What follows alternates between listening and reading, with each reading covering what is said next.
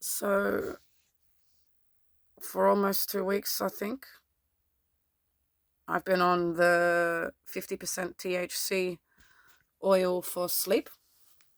And for that same amount of time, I haven't been driving around every day out there hustling and bustling and going into shops and offices and buildings and things to get by and do whatever. I've just been hiding out in the trees, literally. And I'll pop out, to a petrol station or to take Sadie to, like, there's two parks I take her to because I still haven't been able to get myself to go to, like, anywhere that's new or big or has lots of people. So I'm still sticking to the, like, familiars, but they're all just in these little country areas where there's hardly anyone, and most of the time there's no one there anyway. So it's like, I feel like every time I step out there, I get fucked up and it makes me not want to step out there, even to barter and hustle and bustle. I'm like, okay, maybe it's better to have no money and just eat trees instead of going out there, because I'm never going to be able to do any of my peaceful activities if every time I'm here I'm just recovering from being out there. So I took a couple of weeks, and what I've achieved in the last couple of weeks is more than I've done in the last couple of years. Um, I finally got the generator. It's 50-50 whether I can start it. I fixed it, the water issue, and I've got it under a tarp.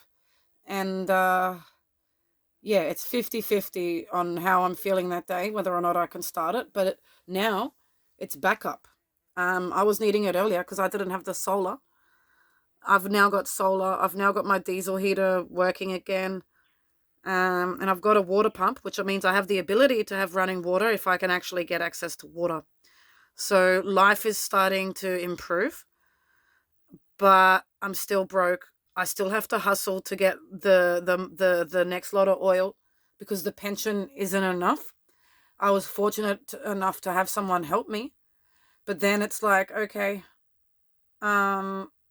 that gave me just enough stamina to go out into the world to barter and hustle and get some money together for the next one.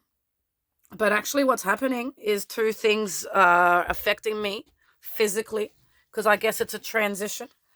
The reason I keep moving and adjusting myself is it actually hurts to be still with the nerve damage. So no matter what angle I'm on, I'm sitting, putting pressure on something, and it hurts. So right now, the pressure is hurting my left leg. Just before, it was my lower back. Before that, it was my right leg. So I am struggling to do zenny, relaxing things, but it's fucking with me because now that I'm like, okay, I've got this oil, I'm in nature, I can like start to slow down. Let's do some things for like brain training and neuroplasticity and things that could really like help me, right? And but I can't because of how much physical pain I'm in when I'm putting pressure on any of my nerves. So you can't just sit there and do a puzzle or have a mani-pedi when you've got like all these shooting pains running up you. And so it gets hard to do all those little things. But another aspect of it, because I'm transitioning, because it's been nearly 2 years that I haven't been able to afford that. And I'm finally back on it to help me sleep. I was weaning off it when I was in Dalesford, and they were trying to find what could help replace it, but we never got there. And then I lost my job and wasn't able to afford to get back on it. So I've been wigging out, spazzing out, going mental, self-harming, having mental breakdowns, just losing my mind from sleep debt, but also just fear and the living conditions and the trauma that it all created. Um, Now, because I'm back on it, it's like, okay, instead of getting 90 minutes, I'll fall, because how it was, I'd fall asleep for like 90 minutes, and then I'd wake up, and then I'd be awake for ages, and then I'd doze off for like 20, 30 minutes, and then I'd wake up, and then I'd do that maybe one or two more times, and I was just frazzled all the time. But now, I'll fall asleep for 2 or 3 hours, and once in the last 2 weeks, I fell asleep for 4 hours, from 11 p.m. till 3 a.m., and for me, that was like the perfect night's sleep. It gave me this wind. So it's fooling me into thinking I've got more energy than I really do. and I'm capable of doing more than I am. So I'll be feeling like refreshed because I'm like 4 hours sleep. That's amazing. Or 3 hours and some naps. And I'm like, this is more than I would normally get. And it's making me feel like so refreshed.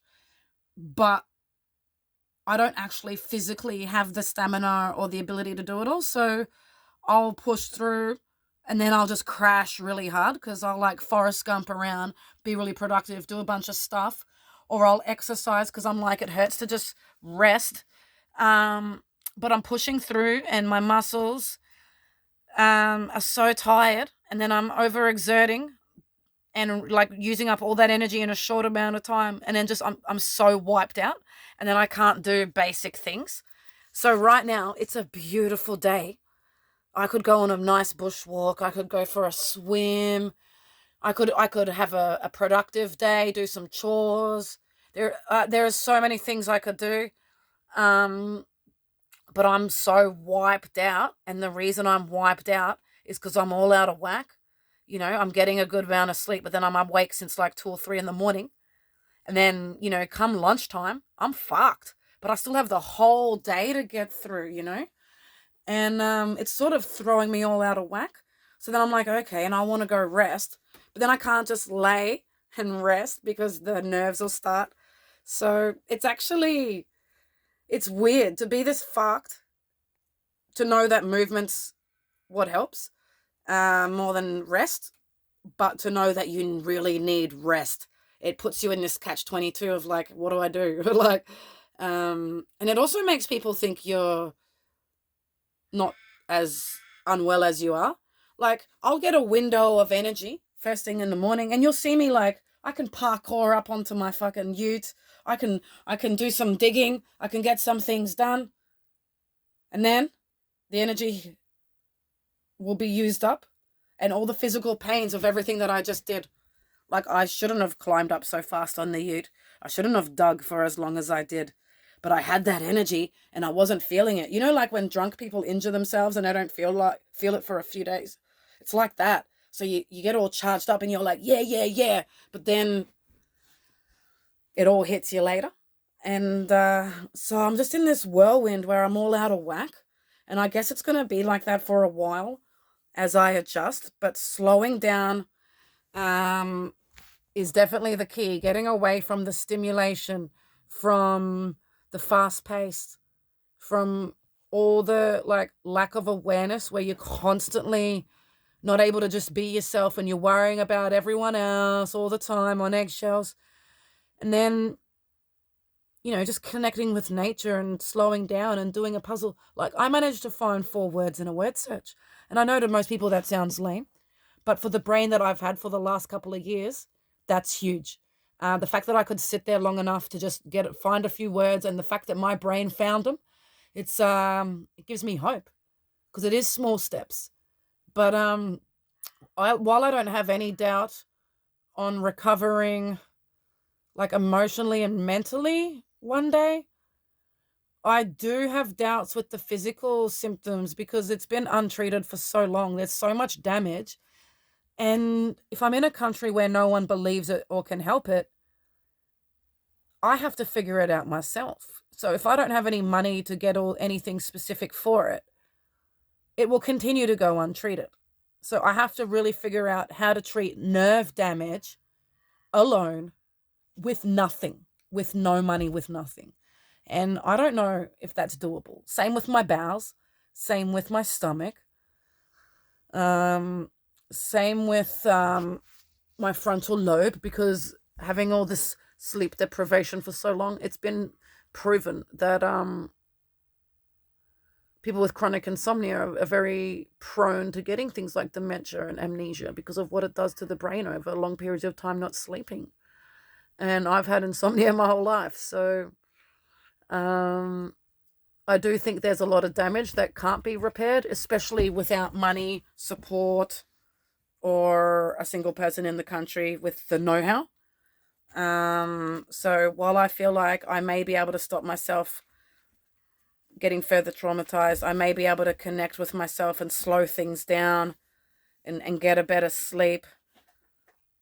How am I ever going to stop being in pain? How am I ever going to be able to be out in community, connect with humans, belong.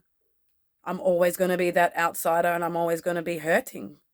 So, what I can do is learn, do everything I can to slow my mind down so that I can focus enough to learn more and then share what I know with you. And we can all just help each other and heal ourselves together until someone out there sees and realizes that we've been doing it so wrong for so long, and they pull the pin on the way things are done and get things caught up to speed with the rest of the world. Until that happens, it's we're on our own, but we have each other.